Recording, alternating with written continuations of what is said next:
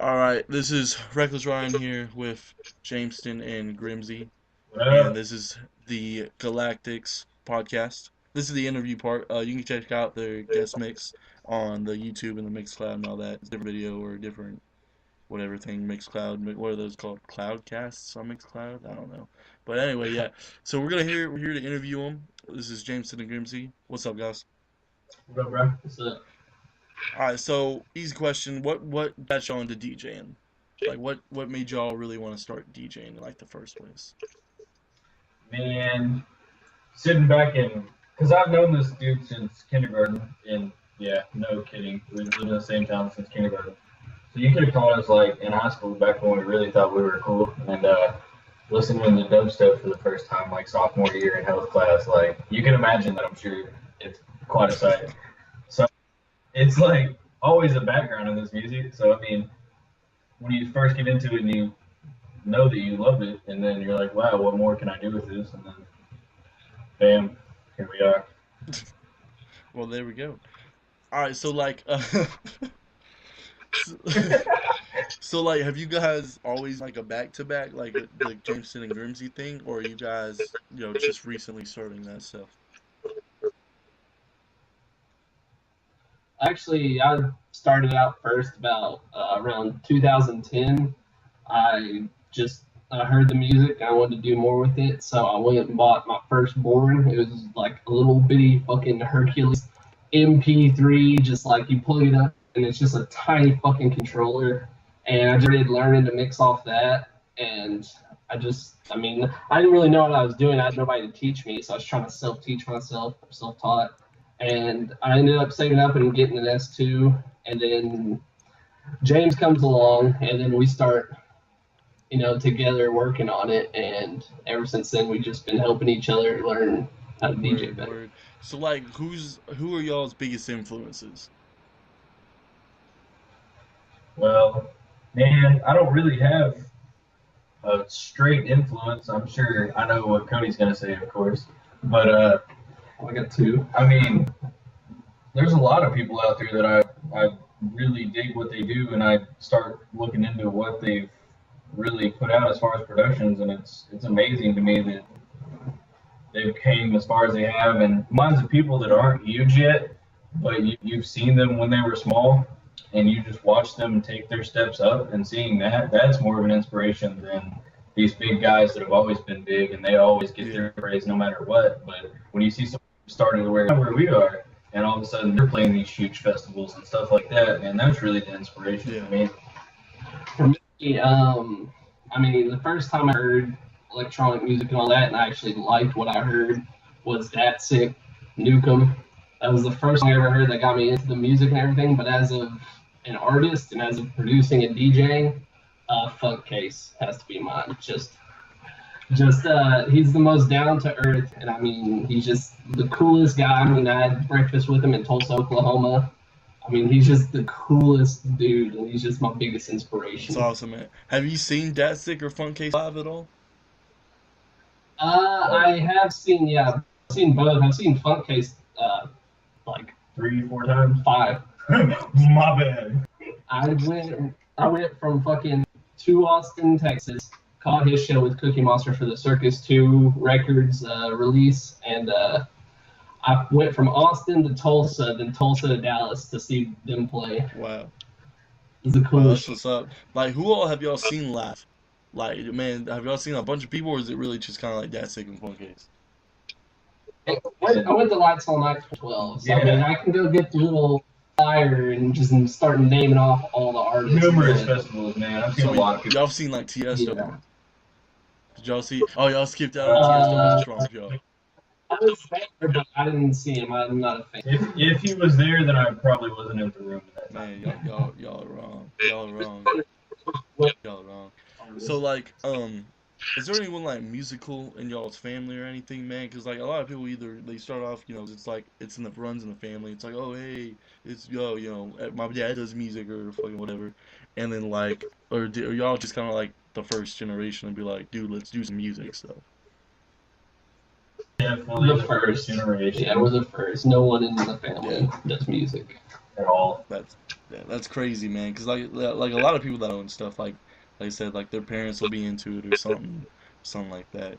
So like, what's up with y'all's production game, man? Is it like I know y'all just put out that remix, that Big Ups remix, the Big Up King or whatever, and like so like, are y'all planning on doing more like the back to back like part dub and part electro, or are y'all planning? Oh, oh, that's definitely happening, dude. After that turned out that way, in my loving house and him loving dubstep, and that turned out that way, you can most definitely be expecting some more collab tracks like that. Not to say that he's not working on his own stuff and I'm not working on my own stuff. There's so many work in progresses that I can't even like count them on my whole entire body. It's ridiculous.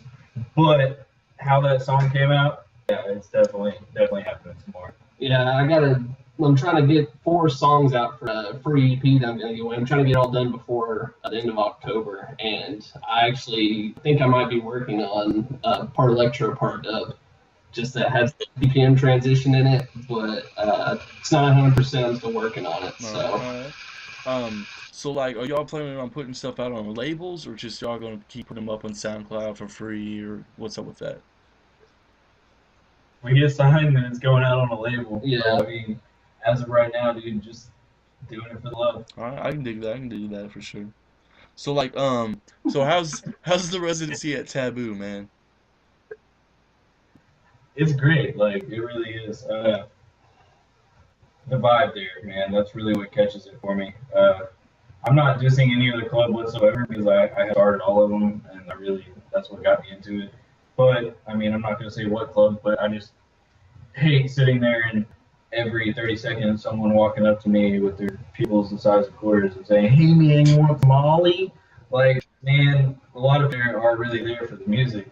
And that's one vibe that I catch for Taboo. Like, I don't get walked up to every 5 seconds asking if I need some sort of drug or hallucinogen, and I can actually enjoy the music and hang out with friends, and it's not that vibe. I really dig Yeah, it. for sure. It's not like that at all, man. And like all the different events that are done at Taboo too, there's always a fresh crowd, man, always. Something new coming out every weekend. Like, everyone's, "Hey, y'all are oil wrestling inside the club?"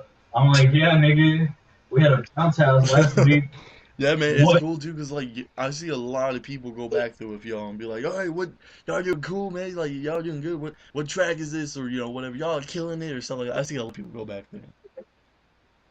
And people don't really realize, like, when it's people that, especially with people that have, they have background in music, they're like walking up to you and like, "Dude, that was dope," like, and people coming out of the crowd and like talking to you and like, it's just, I don't know, it's a way better vibe than just seeing everybody out of their minds and not Yeah, being definitely. concentrated. So Cody, explain more about the bad vibes, like stuff that you do, man, the mix series type thing. It's basically just all the heaviest, bassiest dubstep that I like and that I want to play. I just go on the hunt and try to find all the heaviest songs and just drop them all in the mix. Awesome, awesome. Are you gonna be doing anything like that, Jameston, or is it just gonna be Cody, the only one doing stuff like that? Are you too lazy for it? Oh, I see. Yeah, I mean, man, working a full-time job, and I'm actually going to be going back to my old job, and I'll be bartending, so I do not even know the hours that are coming ahead of me. But yeah, I do want to put a mix series out because everybody does know that me and Cody have completely two different kinds of Yeah, loves of music. That's what makes our sets is because we get to bring all that to one. But that's irrelevant because yeah, I do want to put some music out, some new stuff. There's a lot of work in progresses that I know are going to be work in progresses because I'm really picky and stuff really bothers me nowhere. But as far as mixes go, I really want to record a few of those and at least put those out, put something fresh out on SoundCloud, so it's not just the same thing for a year. But we'll see what happens. yeah, definitely. Like, yeah, dude, like y'all were saying, that's what makes y'all set so different, so cool, man. Cause y'all can go from like 128 or something. Next thing you know, you're at like 145 doing trap, or you're at like fucking random ass dub shit. Like it's crazy, random, man. It's awesome. The only set that you'll be like wanting to call your mom and tell her you love her, and then the next minute you want to kill a newborn child. Yeah, that's pretty much how I feel when I listen to y'all play at Taboo. Pretty much, yeah. But yeah, that's like I'm glad you're sticking to that on the remixes and stuff too, because that automatically creates two different types of fan bases who are gonna listen to it, and it also creates remixes that people don't really do. Like Right. who is? I mean, you have tracks where it's got electro and then like kind of a dub feel to it or whatever, but you don't just have like dub and then it switches like completely over into electro. Yeah. Yeah. Like it's crazy. Like I don't know. I'm looking forward to more of y'all's remixes and stuff. Like it's gonna be crazy. I enjoyed that track a lot. Yeah. That one. That's awesome. Well, yeah. Is there anything else you want to say, man? I think I've covered everything I really want to hit. Not anything in particular exactly. Just can't wait to see what's to come. Really. Yeah, yeah. All right. Well, thanks, guys. I appreciate it. Thank you. All right. This is Ryan signing off from the Galactix podcast.